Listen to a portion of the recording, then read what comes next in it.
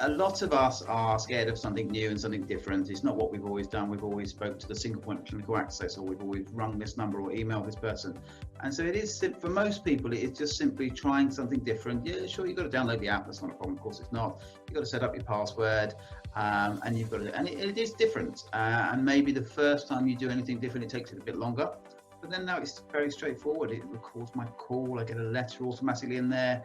I could go back and look at all my referrals in the last year and a half and review what I've done. It's perfect. It's just that relationship of actually being able to chat through with somebody with a bit more experience in that field about how you can look after your patients best for them and for, you know, your sense of satisfaction, so you sleep a bit better at night time. It's when someone is acutely unwell, but isn't quite at the position where they need to go into hospital at that point, or we're not sure.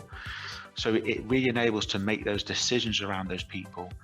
And as I said, because of the accessibility to a senior, it means we can make decisions more quickly. So that's a direct benefit for the patient. They're getting a better standard of care because we're getting access to more senior medics more quickly. The time to actually get directly to the specialist you need is often quicker on Cinapsis.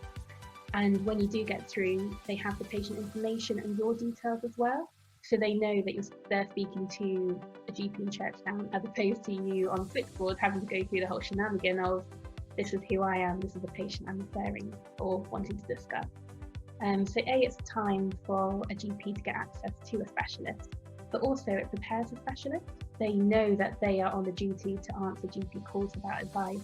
Then they're often, I find, in a more ready and willing position to give advice and hear, whereas if you're bleeping someone who's on a very busy ward round or potentially in theatre or might be catching them off guard, they understandably might not be in the best place to give the best advice if they're in a rush or very busy.